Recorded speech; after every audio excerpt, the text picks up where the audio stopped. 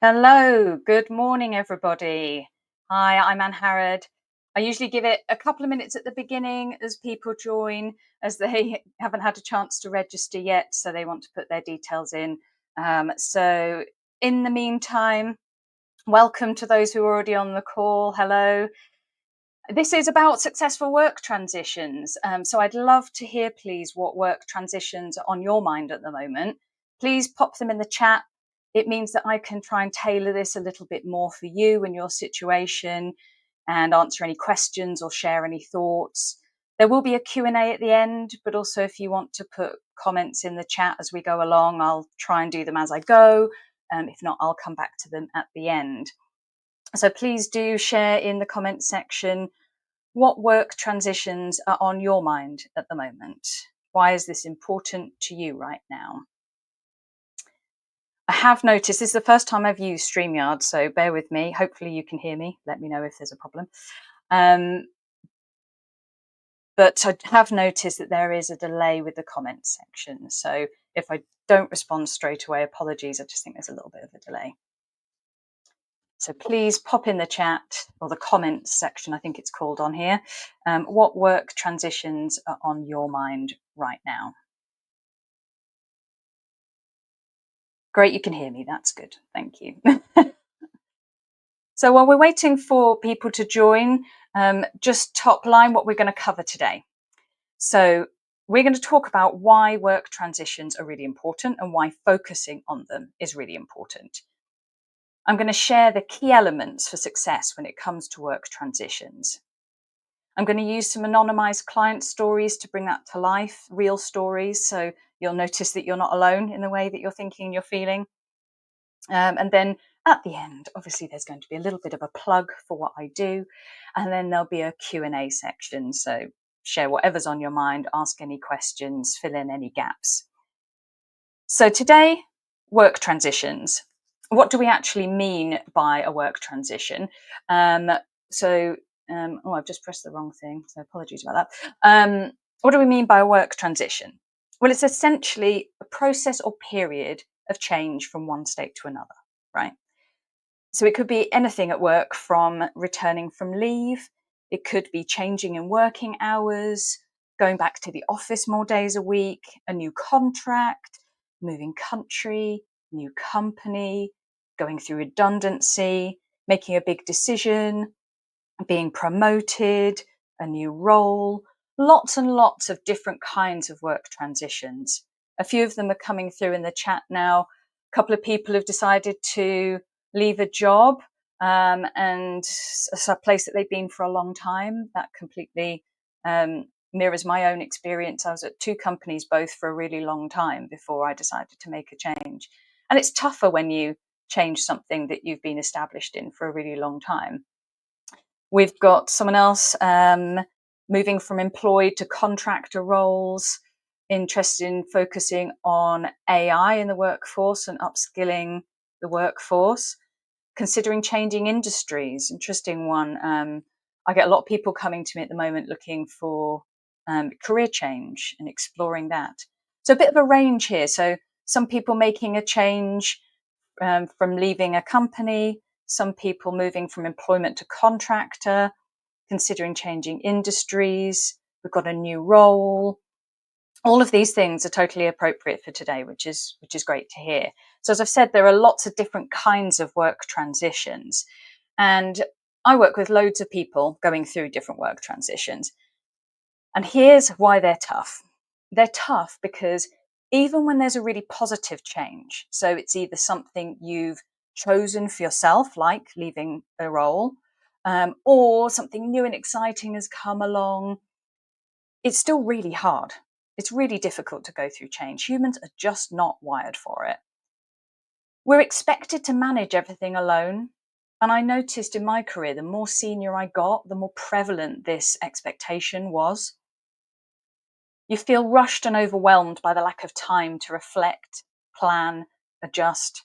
Whenever there's change going on, change is hard work and it's on top of all the other stuff that we're doing. So often we know we want to stop and think about it and reflect on it, but we just really struggle to get to it. A lot of people struggle with confidence wobbles. When change happens, we start to fundamentally question some of the things about ourselves. And we get advice from friends and colleagues, which is absolutely great. And I always really emphasize how important this is. But they've all got their own biases. That could even just be they just want you to be happy. But that can sometimes mean that you can end up feeling frustrated by the lack of new perspectives or actionable ideas. These are some of the most common things that I notice people struggle with when they go through work transitions. So, before we get fully cracking, who am I? So, I'm Angharad Ross. I've got first-hand experience of over 16 years of leadership in global corporates. I was at one company for 11 years. So, the person who's just changing roles, changing companies for the first time in 11 years, I get you. It's quite tough. Um, I noticed in those over 16 years, I went through over 15 work transitions. That's almost one a year. And looking at the average stats, that's not massively far out. Every sort of 1.5 years, people go through a fairly significant work transition. Now, some of these work transitions were bigger than others, but they all required change. And I really found that the support just wasn't there, either from my managers or from my organizations, particularly as I progressed in my career. So now I provide what I wish I'd had. I'm a qualified Henley Business School coach. I'm an accredited senior practitioner with the European Mentoring and Coaching Council, which means that I uphold certain standards and supervision. But I'm not your stereotypical coach. I don't have an HR background. My background's actually commercial leadership, predominantly commercial and strategy. So I'm pretty direct. I'm pretty challenging. I really ask great questions. And I really dig deep to get to the bottom of stuff to help people move forward and move on. So, why is it important to focus on successful work transitions? One of the most important reasons is you get to steer your own ship. It's a massive opportunity for growth, even if it's something you didn't choose or something that seems negative at the beginning. They're real opportunities for both personal growth, but also resetting your careers. I once got given an opportunity. I wanted to move to a particular type of role, and there wasn't anything available. And so I was offered something in a completely different department. And I remember thinking, oh, I don't really want to go into that department, but I'm bored. There's nothing else. Okay, I'll go into that. And it turned out to be the next sort of amazing 5 years of my career. I learned loads, got to manage multiple countries, and it really accelerated my career. So taking control can really affect your long-term progress and success. But there's a real narrow window when we go through work transitions. And acting really quickly gives you a better shot at that future success and staying ahead of your peers. If you don't act pretty quickly in that narrow window, you can miss the boat. And it makes me think of canoeing and kayaking. My husband and I quite like outdoor stuff. So I pop this picture in because if you've canoed or kayaked before, you'll know that one of you has to focus on steering and the other one has to focus on the power. And then that teamwork kind of goes together. And that's kind of what you've got to be doing when you're going through a work transition. You've got to have that energy, that power, but someone also needs to be focusing on the direction and the strategy. And you've got to do both at the same time. Work transitions are important for stress and emotional well-being too. Change and making big decisions can lead to loads of anxiety and frustration. That's because the amygdala part of our brain, which is responsible for fight or flight reactions, really likes stability. It craves knowing what's next. It craves familiar surrounding situations. So when that changes, it goes into overdrive and we get these feelings. And this can escalate and affect your home life as well as your professional life. So acting really quickly on these feelings is so important to make the transition smoother, but also more productive and more enjoyable, which is what we all want, right? Delaying that action when you start to feel like that can lead to really prolonged stress. Sometimes people come to me when they've been feeling like this for ages and they've just had a really miserable time. They're feeling like they've got less job satisfaction, and loss of mojo is a direct quote I hear a lot. This is a picture of my dog Alba. She looks like this about 20 hours of the day. And I think we could maybe all be a bit more dog when it comes to managing change, a bit more chilled out. And the final really important area for focusing on successful work transitions is maintaining confidence. As our careers progress, this expectation of confidence and control increases. You're required to be the swan so much more, even though underneath there's all this crazy stuff going on. I remember when I stepped into my first big, really chunky leadership role with lots more visibility.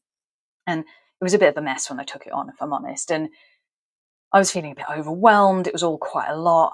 And I remember just ranting to my manager. And I said something like it was a lot and I was feeling quite overwhelmed. And he said to me, well, if you can't hack it, you know where the door is, and there are like 20 other people behind you that want this role, so crack on. I thought, wow, we are not talking about feelings here, are we? We're not going to be talking about feelings anymore. Okay, got it loud and clear. Um, so then I had to go into just sort of professional mode all the time, but there was no space for all this stuff to go. And underneath, I was feeling like a real imposter, losing my confidence, and it can become really crippling. I'm sure we've all had these experiences. So you've got to deal with it early, because I have seen people let this get to them for years after they've gone through a change. If you don't do anything about it, it can result in a loss of credibility because you can't hold this up forever. You feel frustrated and you might end up being overlooked for things like promotions. I wanted to share this experience on the picture here. Um, I My friend opened a gym and she said, "Oh, I need some holiday cover." And we're saying, "Oh, who do we know? Who do we know?" And she's like, "You'd be brilliant." Oh, I don't know. Um, I'd had a few glasses of wine. I think she prepped me.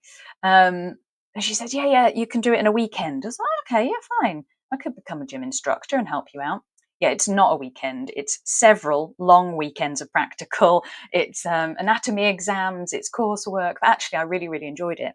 But when I first turned up at the practical with this bunch of people, they were all slimmer than me and stronger than me and lifting heavier than me. And I thought, oh my goodness, what am I doing here?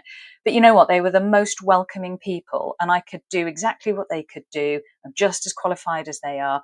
Um, and if I hadn't embraced that experience and if I hadn't taken kind of control of those feelings, I wouldn't have added something to my life that I feel really passionate and I feel a really valuable part of my life.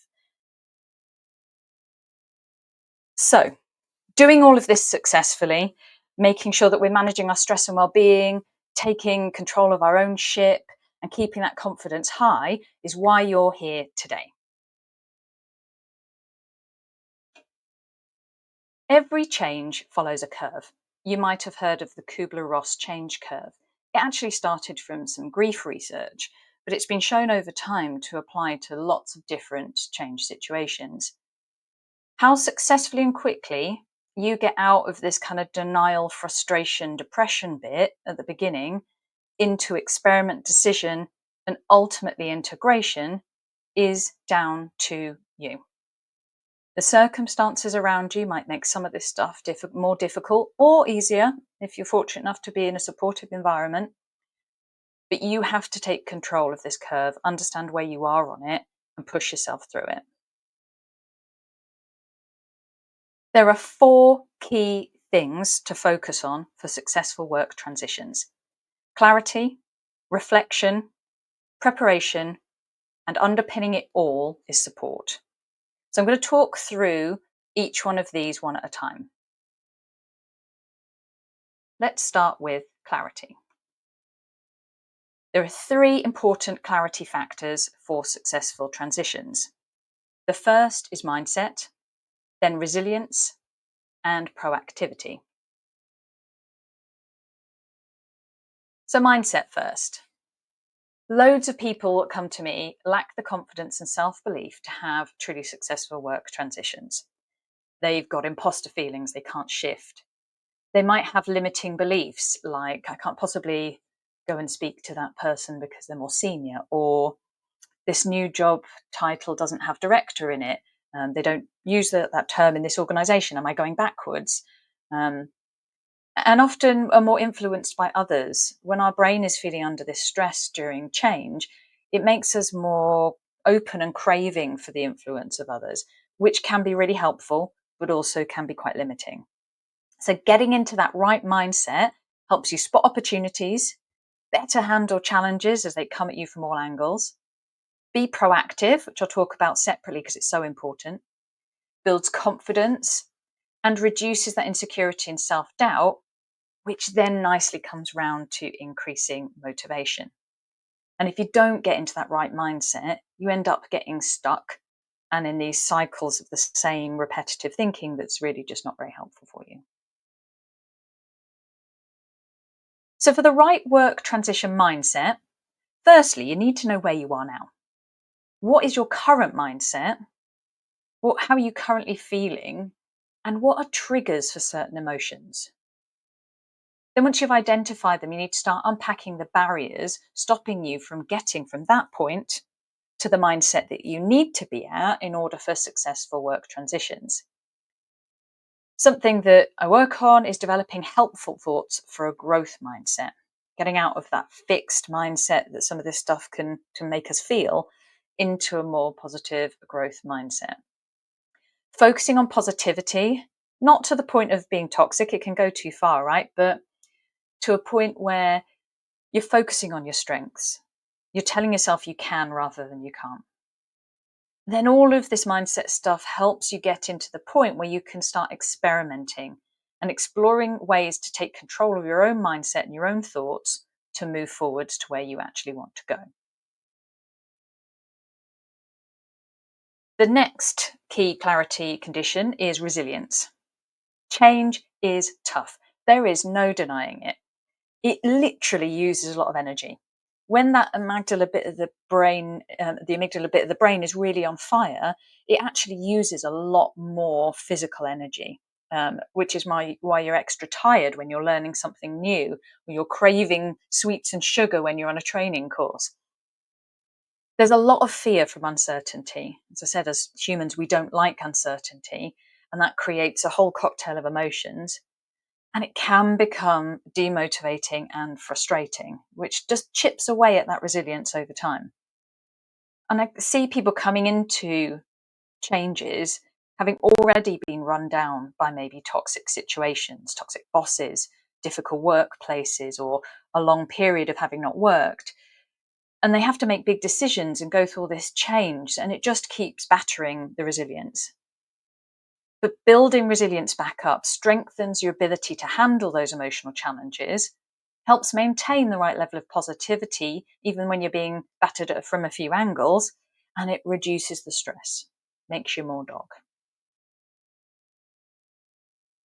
So, to help rebuild resilience, I work with clients in identifying and reframing those unhelpful things that they're telling themselves, challenging the truth of them, pinpointing what's helping and hindering their resilience, because everybody's different, and then exploring different coping strategies that work just for them to relight their fire. Next, proactivity. Proactivity is a major differentiator between successful and unsuccessful work transitions. As an ex hiring manager, one of the things I was always looking for when I was interviewing people was proactivity.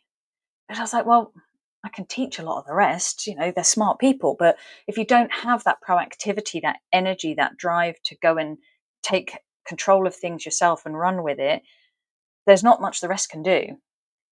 So taking charge of your own situation gives you more control, which makes you feel better, but also means you can control your own life. Helps you clarify what you actually need or want, not what other people are telling you, not what situation you're thrown in, but what you need and want. And it genuinely gives you a competitive advantage over your peers. Because not being proactive means drifting, means not getting offered the new opportunities, means not having new opportunities to learn and come out the other side in a better place. Now, it's all well and good to say, yeah, go and be proactive. But if you have been in a position where some resilience has been knocked around a little bit, it can actually be really hard to be proactive. So being proactive does rely on that mindset and resilience stuff having been done first. You need to be in a good place before you can really start grabbing the bull by the horns and running with things. So once you've done the mindset and resilience stuff, you then need to define your own values and goals. I thought when I left my corporate career, I was like, oh yeah, I know what my values are. I couldn't actually write them down when I sat to write about them. And then I struggled to identify which were mine, which were the organizations I've been at for 11 years. You've got to kind of know what matters to you. And that could be in a practical sense, like life stuff. How much travel do you want to do? Right down to fundamental things like freedom, for instance, is my number one value. Then you need to figure out how to get the info and connections you need to create the situation where your values and goals are possible. You need to understand the controllables, explore how to control those controllables. And I'd actually like to add on here now as well to let go of the uncontrollables. I'm dreadful for this. I love to try and control the uncontrollables. I use loads of energy on it, and it's a complete waste of time. So control the controllables, let go of the uncontrollables. So I'd like to share with you now Sarah's story. So Sarah, anonymized client, Sarah, was a senior leader in the data industry, and she just landed a new job after leaving a really toxic work environment. It really wasn't the right place for her anymore. The stress from her previous job left Sarah doubting her abilities and her skills. So she really wasn't in a great place. And she had been preparing for her new role. She was super excited about it and really confident that this next place was going to be much better for her. She'd read books and articles, but it just wasn't enough to get her feeling positive about what she needed to do to be a success in this role.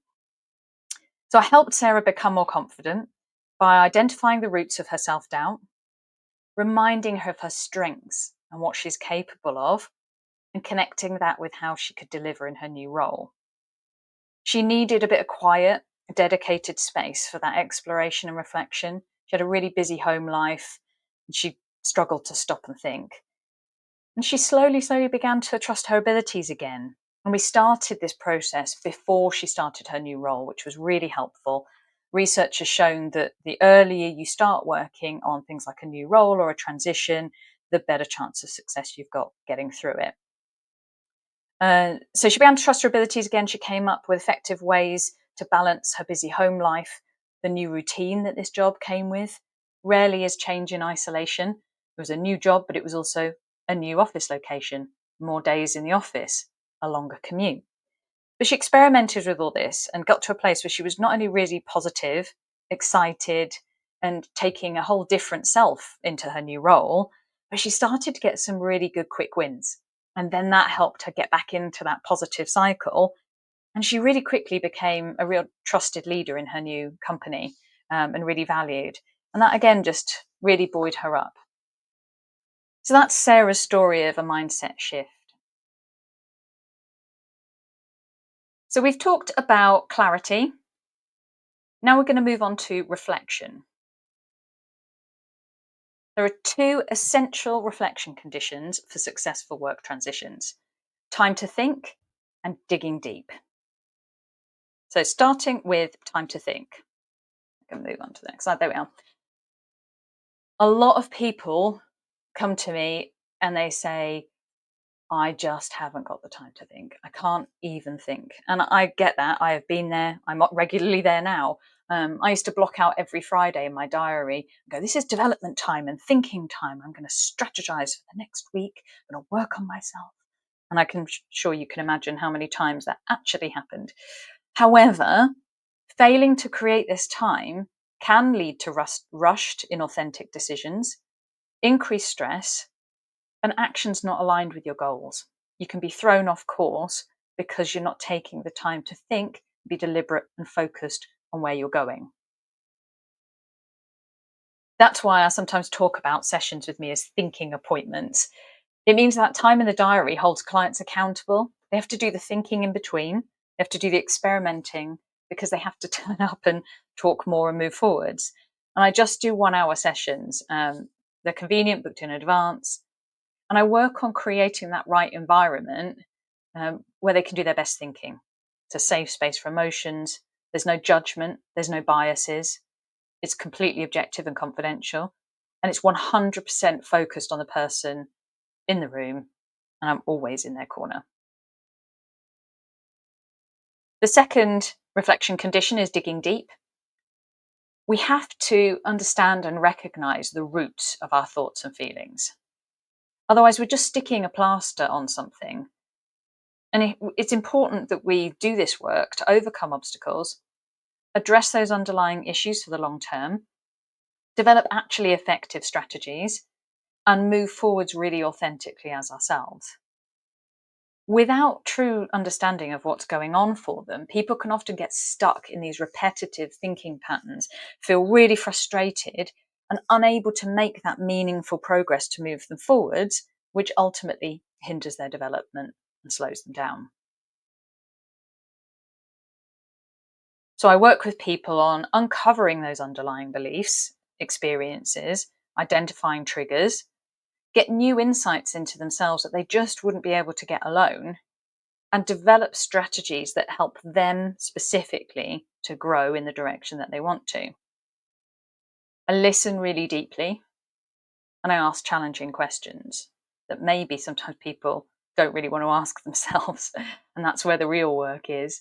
And I've always asked challenging questions. My dad was a journalist, I've got a sales background, and I thought I was a good listener.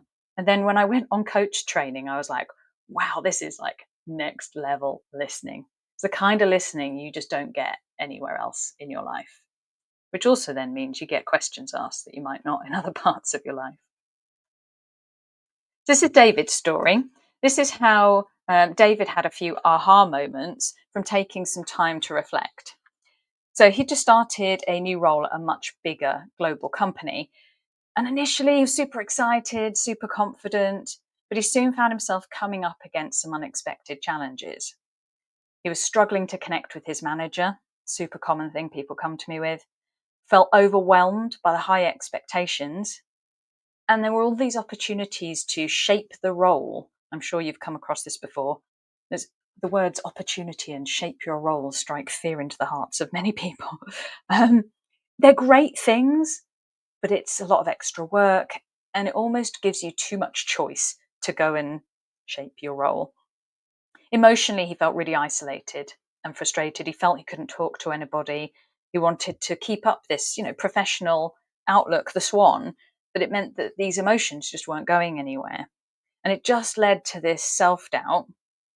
He kept trying to handle everything on his own, believing that just working harder and longer hours would help him overcome all these problems, but it just made him knackered. And also, it raised some old perfectionism challenges that he thought he had under control, but all this change brought it all up again. So, together, we worked on what was and wasn't working, because there was some really great stuff. View his manager really differently and experiment with different ways of communicating with them. Understand where this perfectionism urge was coming from and what the particular triggers were. And just try some new approaches, experiment in ways that he hadn't been able to think of before. The safe space that I created for David to share his feelings, explore the challenges, and think differently was a real game changer for him. It made him stop, process, think, move forwards. And he learned to better understand and communicate with his manager. He controlled those perfectionism urges to a point. Anybody that suffers with this, like I do, will know. You're always describing yourself as a recovering perfectionist. I don't think we ever recover. And he managed to control those imposter feelings.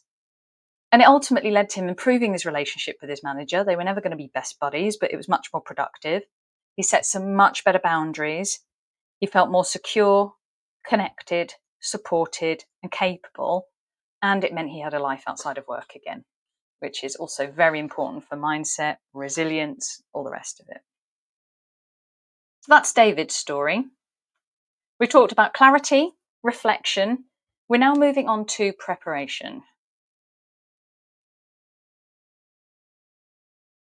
I am a natural planner. I love preparing for things, even though I don't always get as much time as I'd like to. But most people don't prepare and plan thoroughly. But finding a way that is right for you to feel prepared and having a plan gives you loads of control and it gives you a confidence that sort of exudes and others notice and feel it. Without it, you can lose time, credibility, and make poorer decisions. Now, I know a lot of people really don't like structured planning, and that's okay. It's whatever planning means to you. It has to be a way that helps you think differently so that you can be prepared. So, I help people work out what they need to prepare for. We're all busy people. You can't prepare everything. You get these books like The First 90 Days, which has great theories in it. It's a very dry book, by the way. Um, and there's loads of stuff in it, but you don't get 90 days, and you don't get the time to do all the prep and planning that's in these kind of consultancy written books. So what do you actually need to prepare for in your situation? How best to go about it for you?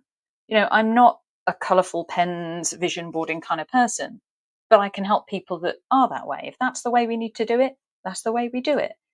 And then what are the next natural steps for actually just getting it done and moving this to action? Things don't always go to plan.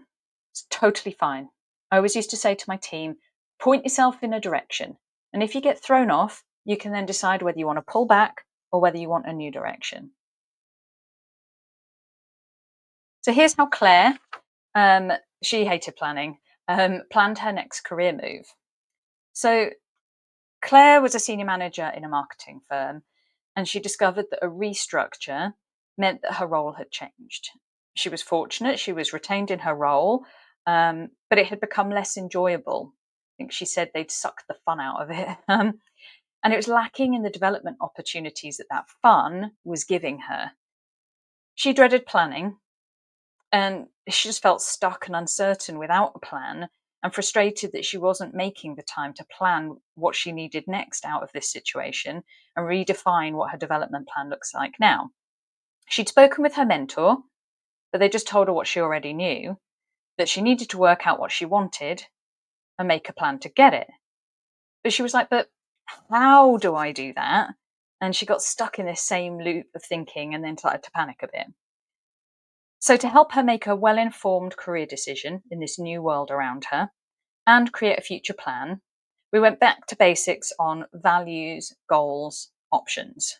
And we did that with a kind of few fun games and exercises, which helped her clarify what she wanted and needed, which then led to authentic decision making about her role. Because she said, I want to stay, but if it's ultimately not the right place for me, I will have to go. But she decided she did want to stay. And it boosted her confidence in her decision, having challenged some of those hidden assumptions, figured out what she wanted. We broke down the planning into manageable steps for her, examined her dislike for planning, which was interesting in itself, found ways to overcome it and do it in ways that felt good for her. And we experimented a bit again. You'll notice experimentation is a theme in a lot of this. So she made a really confident career decision. She created a development plan to communicate her needs and wants to the company. She rediscovered her career mojo and she felt clearer, calmer, and more confident in her decisions. And what Claire did, which was awesome, was take this plan up to her manager, up to HR, and say, this is what's changed. This is why it's difficult for me. This is what I want and where I want to go. I want to do it here. This is what I need in order to do that. And she got nearly everything on her list. They were really clear they wanted to support her, they wanted to keep her. But being able to clearly communicate that enabled that to happen for her, which meant she could continue a really fulfilling development career at that place. So that was Claire's story about preparation. So we've done clarity, reflection, preparation, now onto support, which underpins all of this. So because people don't like to say that they're struggling in these times, and because a lot of organizations kind of go, "Well, yeah, everybody's fine. Nobody says they're struggling." You're like, yeah, but they wouldn't, would they? That means that many lack the support necessary to handle this change, and too many try and go it alone. But we know that the right support makes you feel less isolated, provides reassurance, and helps maintain that emotional balance as we go through change. There are two types of support that I talk about: internal and external. So, what do I mean by these? Well, Internal is sort of within your organization and within your friends and family world. Friends and family, and talking to them and being really honest with them is amazing.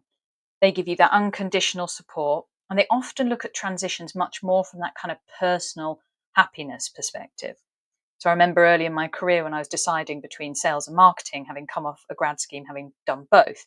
I remember my then boyfriend said, "Oh my goodness, you were so much happier when you were in sales." I was like, "Oh, that's an interesting perspective. Hadn't thought about that." Co-workers, managers, and mentors understand your workplace really well. They're really useful for getting feedback, hearing different experiences, but it is their experience. And there's always some kind of bias or politics going on under there. It might be that they actually secretly want to get you promoted for their own development or success factors. It could be that they're thinking, oh, well, we want to keep this person in this role a bit longer for these reasons. You just don't know what's going on in their mind. So internal support is rarely enough because it's useful, but it's heavily biased. And that's why external is so important to get as well. So something external like coaching means you can get objectivity and confidentiality that enables you to truly open up without fear of any repercussions, without it going anywhere. And with somebody saying, well, hang on a second, you said this a minute ago and you've now said this in a really objective way. What's going on there? So working one-to-one with an experienced, qualified and accredited coach. There are a lot of people out there who call themselves coaches that are not these things, so beware. Great coaches help you challenge your own thinking, find new perspectives that you wouldn't have uncovered yourself, and keep you on track. So, how do you go about getting this support? For internal support, do share how you're feeling with selected friends and family. We all have a moaning Minnie in our family. They're maybe not the right person to choose to have this discussion with, especially if your resilience is low and maybe your mind is more open to being influenced by others. So be super mindful of who you spend time with and who you listen to. They say that we're the sum of the 5 people we spend most time with. So consider, who do you spend the most time with? And is that the impact and influence you want to have on your life? Consider what, if any, support might be available within your organization. Organizations are not good at this, which is why I do what I do. But sometimes they surprise me, and there is a bit more there than you'd expect. As I said, it's not enough on its own and it is biased, but what is available? If appropriate, identify a couple of co workers, a manager, a mentor, and if you're going to speak to them, set tangible objectives for each person and interaction, and also consider what might be their biases. So you can go into this deliberate and with your eyes open. In terms of getting external support, identify a coach who's experienced in change in transitions, like moi. Check that they're qualified in coaching and accredited with a major professional body. You're looking for ICF, EMCC, which is my accreditation, or AC. They're the big ones. It's not exhaustive. Majority of coaches offer a complimentary discovery call, but if you do that, prepare questions for it, know what you want to get out of it, because it's so important to work with someone you feel that you can open up to and who you think will understand you. There's research has shown that relationship is like 40% of the outcome when you work with somebody like a coach or a therapist. It's so important that you can get on. So, taking a step back, we've talked about clarity, reflection, preparation, and support. But my 3 top tips to take away today for successful work transitions is be proactive, take control, be mindful of who you talk to, and get all the proper support that you can, because this stuff is tough and there's a big difference between doing it well and not doing it well. So navigating change, making big decisions, is not easy. It takes energy, proactivity, loads of support to get it right. But the good news is that coaching with me is a solution that includes the 4 things that are most missing. I've talked about that confidentiality and objectivity that you just won't get anywhere else. The high level of challenge that you're also unlikely to get from elsewhere. Dedicated time to think and feel. Space. And digging deep, really getting under the skin of stuff. So the way I tend to work with people is a little bit more intensive at the start, is kind of weekly sessions, then every other week, confidential 1 hour online sessions at times that's suited for the person.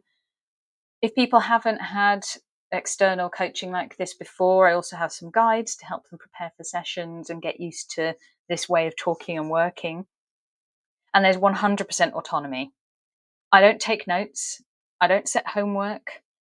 I truly believe you've got to take responsibility for your own development.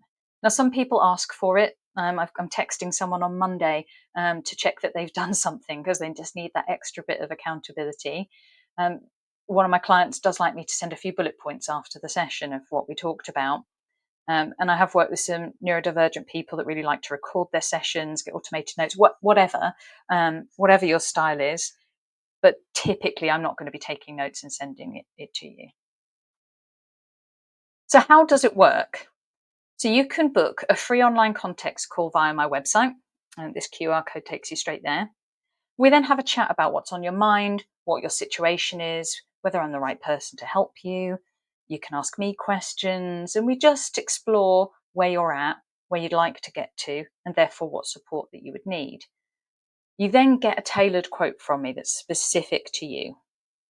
Most people, for most of the kind of transitions that I deal with, they need kind of a block of 6 hours ish.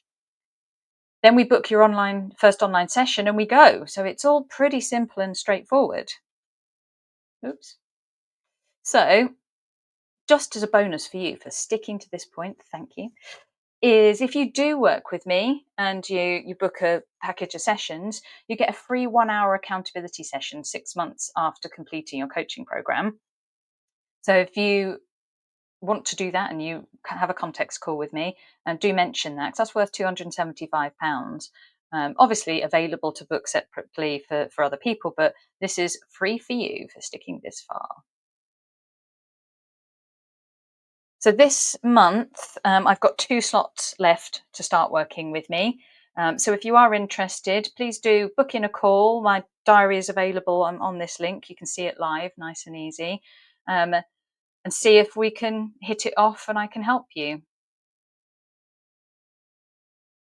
So go smash that transition. You absolutely can. And now you're much better educated on why transitions are difficult, what success looks like, and how to go about it. So hopefully you have found that helpful.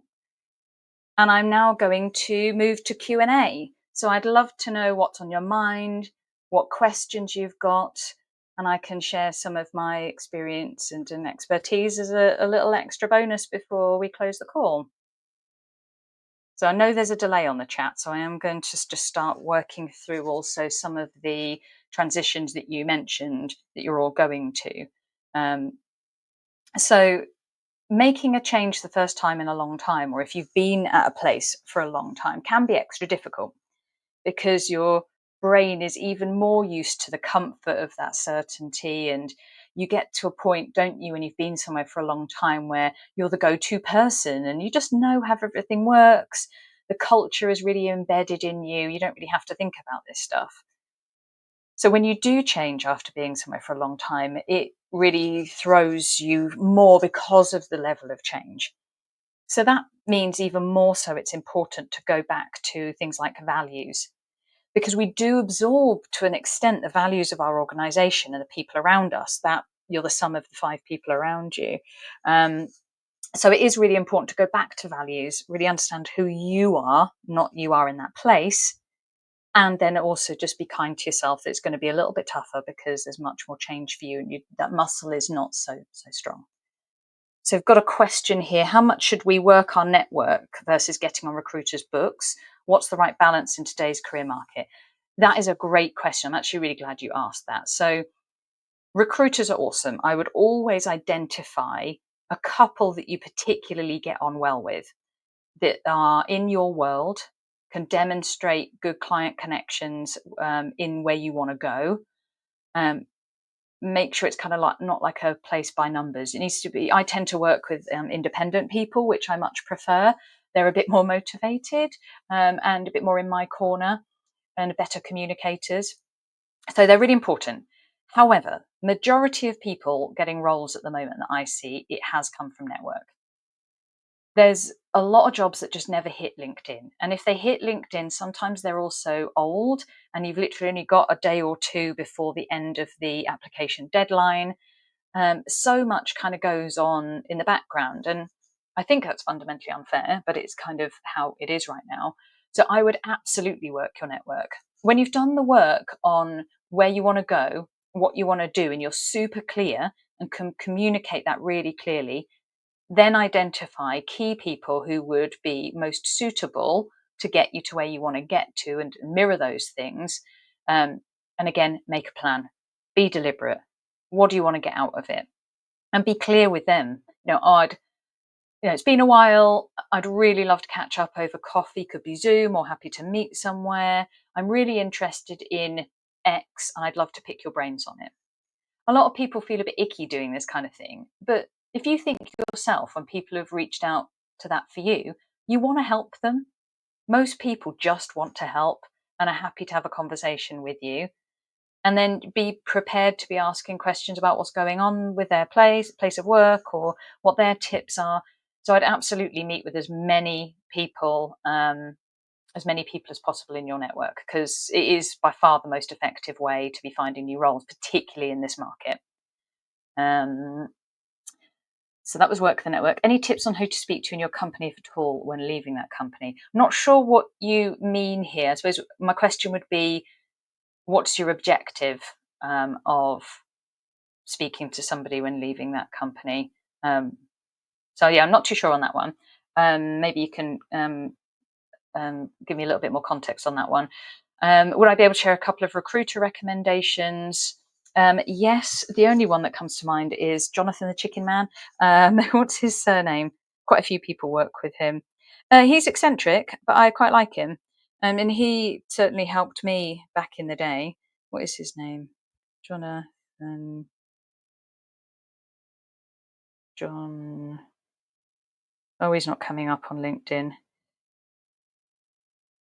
If you send me an email, whoever MT is, if you send me an email, I will send you a few LinkedIn profiles. There's probably 2 or 3 that I would say I actually really rate, and that do cover marketing. So email me, or you can contact me by the website, DM me on LinkedIn, whatever. I'll be happy to help. I think those are the only questions I can see at the moment. Going back to then some things that people are going through at the moment. We've talked about being at somewhere a long time. Transition from employee to contractor roles. I've been there myself. I know how hard that one is. That is a big mindset shift. So when we talk about the mindset bit, that is the key bit when it comes to changing from employment to contracting. You have to start being okay with being uncomfortable. You need to change your idea of what networking is. You need to be constantly selling yourself. People hate selling themselves. I actually do a lot of work with people who want to sell themselves better, interview coaching or personal branding. It's so important to learn to sell yourself in that environment. So that would be my top tip for that. Looks like we've got some new comments. Second question was perhaps better put. Should we talk to anyone within our company about how we're feeling and what we're planning if we decided we're leaving? I would refer back to my point about be really careful who you speak to, and to have an objective for what you want to speak to them about. So when I was leaving corporate, I took a sabbatical because I wasn't 100% sure I did want to leave. I just needed to take some time out. And so in a way, it was also almost more difficult for me to have those conversations, because I didn't want people to panic and think I definitely was leaving, but I kind of maybe thought I would not come back. So I think have an objective if you're going to speak to someone, and also be conscious of those biases and what's going on for them. You need to make sure that you really trust them before you have those conversations. So be careful, and be clear there's something you really want to get out of that before you do it, and make sure that you're going to do that in a kind of confidential way. I waited until afterwards and I reached back out to people, but you will notice that even people that you're really close to in your current workplace, once you've gone, it's amazing how quickly they forget. So do think about, how do you keep those connections warm by jumping on them quite quickly after you've left a place? I left my network a bit too long. I think because I went on sabbatical, I went traveling for 6 months, which was amazing. But it did mean my network went a little bit cold when I came back. So keep your network warm by jumping on it straight away. Be careful if it's something confidential, like I've decided I'm leaving, but I haven't done it yet. Be really careful about that because you just don't know. Now, the other person might be like, "Woohoo! I want their job," or "Oh gosh, that's going to destabilize my team," or what's going on for them. So hopefully that clears that one up.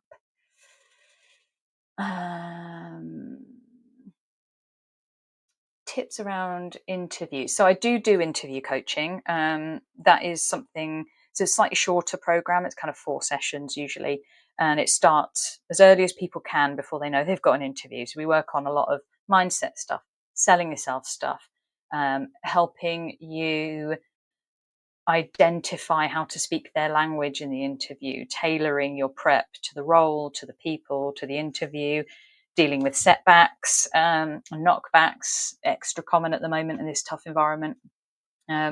Contracting, I do think, because this was from the person who's moving from employee to contractor, contracting is a bit different because actually a lot of the contracting that I've done in the past, there wasn't really an interview as such. It was more of a chat with someone, and they're like, "Well, yeah, you're qualified. You're a contractor. I need you now. Let's crack on." And then onboarding is, well, there isn't any onboarding. So actually, being quite practiced at work transitions is so important as a contractor because nobody gives you any time. You don't get 90 days in a regular role. You get like 1 day as a contractor. They just expect you to hit the ground running because they're paying you a lot of money to do something from a short period. So I do think it's really hard, but it's something that gets easier over time.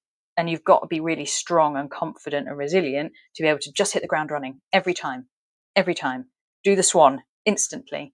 It's hard, but it is a really rewarding approach to a career. I used to really enjoy contracting. Do a bit less of it now. Skills transition, focusing on AI in the workplace and upskilling workforce. So this is less of an area of expertise for me. This is purely just opinions. I am a big fan of AI, and I think it's all about learning how to use it in a way that helps you. So you might have seen around LinkedIn, there was an article going around about how AI is making people more stupid. Now, what was also really interesting in that research is it said it made them more capable when they were clear on how they were using it and briefed it properly and things. So I think it's how you choose to use AI to complement your skill set rather than just trying to use it for everything and dumbing yourself down. I've got a niece and nephew in Australia. They're both at university, or they were, when AI started to become a big thing and ChatGPT sort of exploded. One university, interestingly, the more traditional academic one, said, "We will be checking. Don't use AI for any of your work. It's bad for learning." Whereas the other one's university, she was at a much more kind of practical university that was a bit more real worldy, said, "Yeah, embrace it. We encourage you to use it, but do it responsibly, learn how to use it properly, and quote it and reference it appropriately and check your work." So they were teaching them how to check AI, how to brief it properly, which I think that's the reality. It's here now to stay. So sorry, I can't add loads on that because it's not my area of expertise so much, but that's a viewpoint. So where did we get to? I think there was a couple more. Considering changing industries and a big change like that, super exciting. Again, really quite a big change, so more challenging. With this kind of one, again, I think it comes back to that mindset and clarity stuff around being super clear why the new industry is exciting and interesting to you, because sometimes I see people jumping because the grass is greener on the other side without having properly thought it through. And then some people sort of go, "Well, I'm going to change industry," leave their roles, and then realize they haven't got a plan, and they lose a load of time and burn through a load of money while they're trying to sort that out. So I would say give yourself a runway whenever you're making any big change. This also goes to the person who's looking to leave a place after a long time. The bigger your runway, financially, emotionally, the easier. I wish I'd taken more of a runway. I wish maybe I'd asked for part-time or something. I just kind of went, "I'm done. I'm going on sabbatical." Which was really expensive, but really fun. So I've seen people manage it really nicely, where they think, how do I get a runway so I can step from here to here, rather than dropping off a cliff and then having to work on my way back up. So um, have a plan, really do the thinking, be really clear on what it is that you want, and make sure it's grounded in reality. HR project when business not interested as project forced upon the business. Again, this one's probably a little bit less of an area of expertise for me, and it's obviously not so much context here. But um, I think when you're put in a position where you're working on something that is not as directly aligned with the business's ambitions, goals, or whatever, it can be really hard in terms of working your visibility. Um, that's when I think it's about positioning and also seeing how you can shape things to be a bit more what the business actually wants. But I mean, without context, it's really difficult to talk a little bit more about that. But hopefully that's helpful. I'm conscious of all of your time. I hope you found this useful. You know where to find me on LinkedIn, on my website, risecmc.uk. I hope I've given you plenty to think about. You should also get an email straight after this for a replay if you want to catch up on any bits. And you know where I am, free complimentary call. You can book and chat to me anytime. I hope you have a lovely hot weekend. Look after yourselves, drink loads of water, and keep in touch. Thanks very much. Have a great afternoon. Bye bye.